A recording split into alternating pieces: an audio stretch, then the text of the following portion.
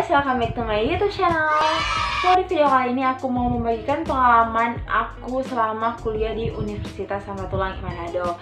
Nah, jadi buat kalian yang follow Instagram aku, pasti kalian tahu kalau beberapa waktu lalu itu aku buka question box dan aku minta tanggapan dan saran dari teman-teman mengenai topik yang akan aku bahas di YouTube channel aku. Nah, rata-rata itu bertanya dan merekomendasikan untuk aku buat video pengalaman aku selama kuliah di Universitas Samratulangi Manado, baik itu pengalaman di organisasi, pengalaman akademik ataupun pengalaman percintaan dan lain-lain. Nah, tapi di sini aku bahas dulu satu persatu, yaitu pertama mengenai pengalaman kuliah aku di Unsrat. Nah, kemudian berselang beberapa hari juga aku buka question box khusus untuk kalian bertanya mengenai pengalaman aku di kampus. Nah, dan ada banyak banget pertanyaan dari teman-teman sekalian, tapi untuk di video ini aku nggak ambil semua pertanyaan dari teman-teman karena ada pertanyaan dari si A dan si B itu mirip dan jawabannya juga itu mirip. Jadi aku ambil salah satunya saja.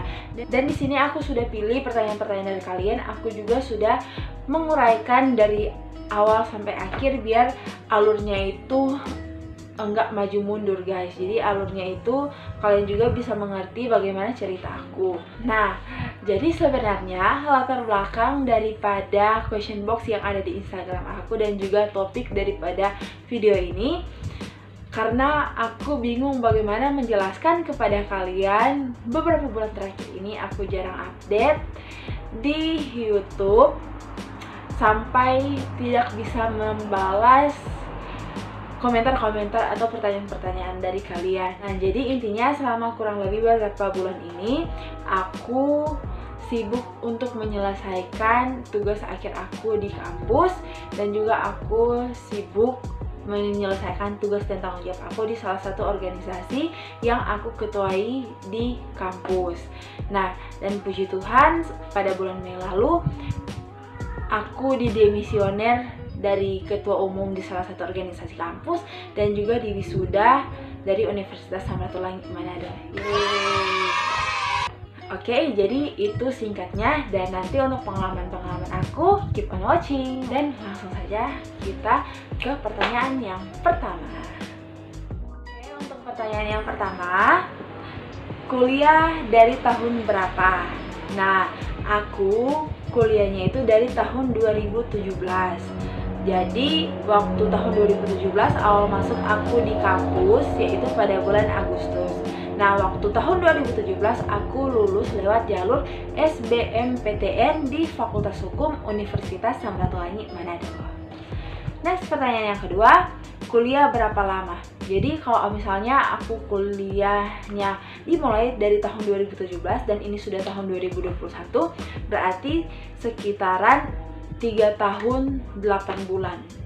Guys, dari bulan Agustus sampai bulan April. Aku sidangnya bulan April, wisudanya bulan Mei. IPK-nya berapa? Jadi aku IPK-nya itu dari semester 1 sampai semester akhir 3,84 kalau nggak salah ya. Nanti aku akan tunjukin di layar.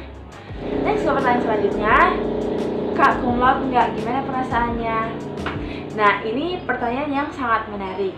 Nah guys, aku predikatnya itu sangat memuaskan. Jadi aku nggak mendapatkan predikat cum laude. Nah, mungkin di sini terjadi pertanyaan di benak teman-teman sekalian, Kak, kenapa IPK-nya itu lumayan tinggi tapi kenapa tidak cum laude? Kuliahnya itu 3 tahun setengah lebih, tapi kenapa nggak cum laude? Nah, jadi di kampus aku di Universitas Samratulangi, poin-poin untuk mendapatkan cum laude itu ada beberapa syarat. Nah, aku jujur selama kuliah itu nggak pernah kontrak bawah, dan juga di kelas itu lumayan aktif, lumayan rajin juga. Nah, dan aku juga nggak pernah mendapatkan nilai di bawah ya, nilai C ataupun D, E, dan lain-lain. Ya, nilai aku ya A, B, paling rendahnya itu di C+. Nah, tapi sangat disayangkan karena pada waktu nilai skripsi atau tugas akhir aku keluar, aku tidak mendapatkan nilai A. Jadi aku mendapatkan nilainya hanya B+. Nah, memang waktu itu sempat shock juga karena lihat teman-teman yang lain mungkin IPK-nya lebih rendah tapi bisa mendapat cum laude. Tapi aku juga dapat motivasi dari salah satu dosen aku yang ada di kampus dan juga dari staff-staff yang ada di kampus aku. Jadi memang mereka mengatakan bahwa sebenarnya aku layak untuk mendapatkan cum laude berdasarkan nilai yang mereka lihat. Tapi ya sangat disayangkan mengenai nilai akhir ujian skripsi aku. Intinya sebenarnya cum laude dan tidak itu tidak akan menjamin masa depan kita. Nah, karena pada dasarnya itu kembalikan ke diri kita sendiri. Bagaimana kita mempertanggungjawabkan predikat yang kita dapatkan. Sebenarnya perasaan aku fine-fine aja. Cuma memang kalau misalnya mungkin predikatnya cum laude, ada kebanggaan tersendiri, baik itu dari orang tua ataupun dari keluarga terdekat. Nah, tapi kalau misalnya di aku, perasaan aku itu sebenarnya ya biasa aja. Karena kembali lagi, predikat itu tidak akan menjamin kesuksesan kita, begitu. Jadi untuk kalian semua, kalaupun kalian ingin mendapatkan cum laude, ya usahakan raih. Dan kalaupun memang kalian tidak mendapatkan predikat cum laude, ya syukuri saja, karena pada dasarnya pasti semua yang kita alami itu sudah kehendak Yang Maha Kuasa. Oke, next ke pertanyaan selanjutnya. Jurusan apa dan kakak ikut organisasi nggak? Nah, jadi sudah juga aku sampaikan di awal, jadi itu aku S1-nya di Fakultas Hukum Universitas Samratulangi Manado. Nah, dan ikut organisasi nggak? Aku ikut organisasi dong.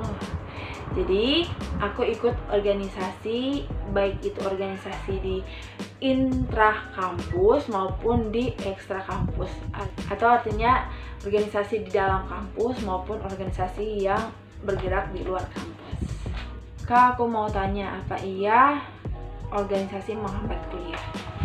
Nah, jadi kalau menurut pendapat aku ya guys, organisasi menghambat kuliah atau tidak, kalau ditanya ke aku akan menjawab sebenarnya semua tergantung pada diri kita sendiri. Nah, ada yang tidak ikut organisasi tapi kuliahnya itu cukup lama. Begitupun ada yang ikut organisasi tapi kuliahnya itu tepat waktu atau mungkin terhitung cepat. Nah, begitupun ada yang mungkin ikut organisasi tapi kuliahnya itu cukup lama, ada juga yang nggak ikut organisasi kuliahnya itu cepat. Jadi semua itu tergantung dari diri kita sendiri, bagaimana kita memanage waktu. Meskipun kita tidak mengikuti organisasi, tapi kalau misalnya kita tidak bisa memanage waktu kita, pasti kuliah kita akan juga terganggu. Dan begitupun meskipun kita mengikuti puluhan organisasi, tapi kalau kita bisa memanage waktu, pasti tidak akan menghambat perkuliahan kita. Gitu. Oke, next ke pertanyaan selanjutnya. Skala prioritas antara jadi PJ di kegiatan Ormawa versus ada kelas di dosen killer plus nggak bisa tipsen atau titip absen. Nah, jadi kalau ditanya skala prioritas, sebenarnya selama pengalaman aku kuliah, jarang sekali aku mendapatkan dosen yang killer dan juga yang tidak bisa dititip absen. Nah, kalaupun memang itu pernah terjadi, ya otomatis di sini kita harus melihat kita di kampus itu untuk apa? Kita kan untuk mencapai gelar berdasarkan jurusan kita. Nah, otomatis di sini tugas utama kita adalah untuk belajar di kelas. Nah, untuk belajar di organisasi ataupun berorganisasi itu adalah pelajaran tambahan. Nah, kalau aku otomatis jika ada dosen yang seperti ini, maka aku akan mengutamakan terlebih dahulu kelas aku. Jadi setelah kelas mungkin baru aku bisa menyelesaikan tugas aku di organisasi begitu. Tapi seringkali juga kalau pengalaman aku, kalau tugas aku di organisasi itu memang aku sendiri yang terlambat mengerjakan ataupun memang sewaktu-waktu yang mendesak, seringkali ya aku selesaikan di situ baru aku ke kelas. Tapi puji Tuhan selama ini aku tidak lulus dari mata kuliah, selalu lulus guys. Oke, next ke pertanyaan selanjutnya. Cara belajar biar hasilnya maksimal, Kak. Kalau berdasarkan pengalaman aku, intinya kita jangan menunda tugas yang diberikan dosen dan juga jangan menunda waktu luang kita untuk belajar ataupun mengerjakan tugas. Karena seringkali sebenarnya belajar kita nggak maksimal karena mungkin di waktu tertentu kita sebenarnya tidak membuat apa-apa, tapi kita lebih memilih untuk santai-santai ataupun jalan-jalan sama teman-teman. Nah, sebenarnya hal itu penting, tapi kalaupun itu sudah sering akan mengganggu cara belajar kita. Jadi kalaupun mungkin teman-teman punya waktu yang luang, ya teman-teman manfaatkan itu untuk belajar. Dan begitupun kalau teman-teman ikut organisasi. Nah, teman-teman ikut organisasi, usahakan teman-teman juga belajar di organisasi yang teman-teman ikuti. Dan juga kalaupun memang mungkin aktivitas teman-teman di organisasi itu sudah padat, mungkin teman-teman bisa kurangi sedikit dan lebih luangkan waktu untuk belajar. Nah, ataupun bisa berjalan beriringan. Kembali lagi sebenarnya bagaimana teman-teman itu memanage waktu teman-teman sendiri atau teman-teman mengatur waktu teman-teman. Nah, dan juga kalau aku pribadi, aku biasanya belajar itu di malam hari kalau aku nggak capek ya guys. Intinya sebenarnya kembali lagi bagaimana kita mengatur waktu kita.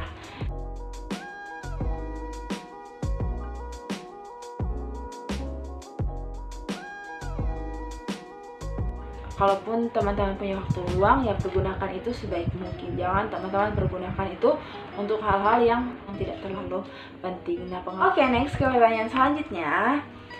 Bagaimana kakak membagi waktu selama kuliah? Nah, jadi selama kuliah itu aku memiliki beberapa kesibukan, baik itu di kelas, di organisasi, bisnis, dan lain-lain. Nah, jadi selama aku kuliah, pas awal-awal aku masuk, aku itu ikut beberapa organisasi, aktif dalam beberapa organisasi. Tapi seiring berjalannya waktu, aku mulai memangkas kegiatan-kegiatan aku di organisasi dan hanya beberapa organisasi yang memang aku fokus. Nah, pengalaman aku waktu semester 5 kalau tidak salah, itu mata kuliahnya memang padat sekali. Bahkan satu hari itu bisa 4 sampai 5 mata kuliah kalau aku nggak salah. Dan setelah itu lanjut juga waktu lalu aku persiapan ikut lomba bareng teman-teman dan juga di organisasi. Jadi seringkali aku kecapean kalau misalnya ada tugas dari dosen, contohnya tugas dari dosen mata kuliah pertama. Nah, aku buatnya itu sambil menunggu dosen mata kuliah kedua masuk ke kelas. Itu aku sering juga buat bareng teman-teman aku. Bahkan mungkin kita menunda waktu makan kita untuk buat tugas. Tapi juga tidak menutup kemungkinan seringkali aku buatnya itu pas sudah hampir jam mata kuliahnya guys, bareng teman-teman aku. Dan selanjutnya kalau dari aku, untuk melatih juga soft skill kita itu butuh wadah. Nah, seringkali ikut organisasinya itu ada untungnya juga guys. Jadi seringkali hal-hal yang kita tidak dapatkan di kelas, kita bisa dapatkan di organisasi. Dan di situ juga kalau misalnya kita berproses dengan baik di organisasi, kita akan belajar dan hasilnya juga pasti akan sangat berguna untuk kehidupan kita. Untungnya aku memiliki teman-teman yang memang mensupport, mendukung aku, mendorong aku untuk aku bisa semangat. Untuk kalian ini penting, carilah teman yang memang benar-benar bisa saling mensupport teman-teman, baik itu aktivitas teman-teman di luar ataupun aktivitas teman-teman di kelas. Nah, intinya teman-teman itu jangan menunda waktu, menunda tugas dan tanggung jawab yang telah diberikan kepada teman-teman. Kalau bisa dikerjakan, ya langsung saja dikerjakan. Kalau misalnya teman-teman tunda bisa saja akan menumpuk dan itu akan membuat teman-teman kewalahan dan tidak bisa mengatur waktu dengan baik. Dan jangan banyak membuang waktu di hal-hal yang mungkin kurang penting, tapi pergunakanlah waktu teman-teman itu di hal-hal yang menurut teman-teman itu penting gitu. Oke, next ke pertanyaan selanjutnya. Kakak pernah bosan nggak kuliah ataupun susun skripsi? Nah, sebenarnya untuk susun skripsi ini nanti akan aku bahas di next video. Tapi di sini mungkin gambaran besarnya saja ya guys. Jadi, pernah bosan nggak selama kuliah? Kalau misalnya bosan untuk kuliah, aku sendiri nggak pernah sih guys, karena selama aku kuliah itu aku nggak monoton kuliah pulang aja, tapi aku itu mengisi hari-hari aku itu selain kuliah di kampus, belajar di kelas, itu diisi dengan organisasi ataupun kesibukan aku yang ada di kampus. Dan aku juga bersyukur punya teman-teman yang memang sejalan dan aku, artinya mereka juga senang ikut kegiatan lomba ataupun ikut kegiatan-kegiatan organisasi. Nah, waktu pertama kali itu kita ikut kegiatan National Mood Court Competition Piala Profesor Dr. Sudarto di Undip Semarang. Nah, dari situ kita mulai lebih dekat lagi, tapi sebelumnya memang kita sudah dekat. Dan aku bersyukur punya mereka sampai kita bisa saling menopang satu sama lain, baik itu di kelas maupun di organisasi. Jadi hari-hari aku itu terasa menyenangkan. Bahkan di posisi aku saat ini, rasanya aku ingin balik di masa-masa kita itu sering ketemu di kampus pagi-pagi. Nah, setelah pulang kampus, kita istirahat di salah satu kosan teman kita. Jadi di situ kita makan bareng ataupun kita tidur bareng, nyanyi bareng, have fun bareng dan lain-lain.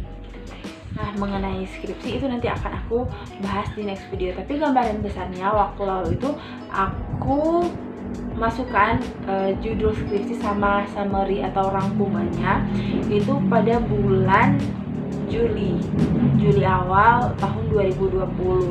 Di Fakultas Hukum Unpad, kalau misalnya kita ingin memasukkan judul itu harus 4 judul, yaitu judul di bagian hukum tata negara, di bagian hukum pidana, hukum perdata, dan hukum internasional.